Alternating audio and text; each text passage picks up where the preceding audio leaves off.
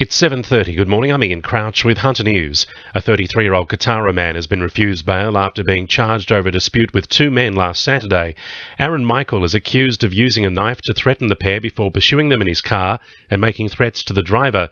He drove on the wrong side of the road before later colliding with a third vehicle and allegedly produced a pistol to threaten the driver and his passengers. Ainsley Blackstone from police headquarters says the man turned himself in at Toronto police station yesterday and was arrested. He was charged with use offensive weapon with intent to commit indictable offence, affray, 2 counts of stalk, intimidate, intend fear, physical harm and predatory driving.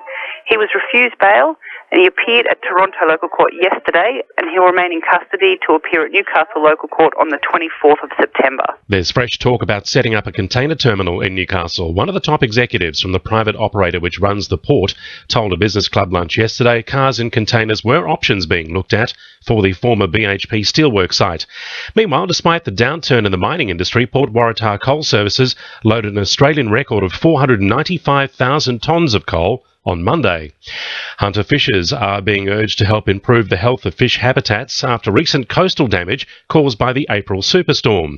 The New South Wales Recreational Fishing Trust is now overseeing grants for the projects funded by licence sales for recreational fishing. Parliamentary Secretary for the Hunter, Scott McDonald, says there's a number of things fishers can do. They can be as small as $2,000, they can go up to $40,000. So it's just about maintaining, improving all that fish habitat all throughout the Hunter. And look, it can be anything from cleanup to tree planting or any program they think might improve fish habitat. Applications close on October 16. Insolvency rates remain a concern across the Hunter. 223 people went bankrupt across the June quarter, with the biggest increases in Port Stephens, Eastern Lake Macquarie and the Upper Hunter. The increase is being put down to job losses in the mining and renewables sectors. The eating habits of young adults will soon be in the spotlight, with researchers from the University of Newcastle now looking into Australia's level of junk food addiction. The study hopes to develop a weight loss program which combines both nutritional and psychological factors aimed at people displaying addictive-like eating behaviours. Dietetics researcher Kirili Percy says the study will utilise what's already known about drug and alcohol addiction to gain a better understanding. What we're trying to do is to find people that are food addicted and not addicted and show them the same set of images and see whether those people that are food addicted have responses in the brain that mirror those that are seen in drug and alcohol addiction.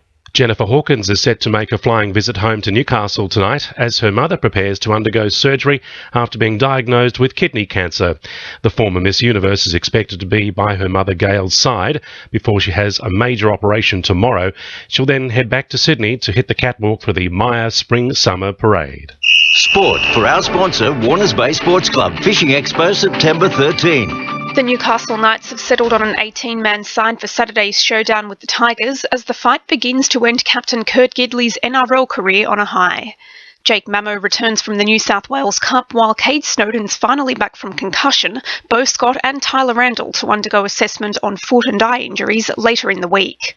Hooker Danny Levi says it's about teamwork. As long as I'm playing against high-quality players, it's going to help me better my game. He wants all our energy to go into this week as it's a really big game for us.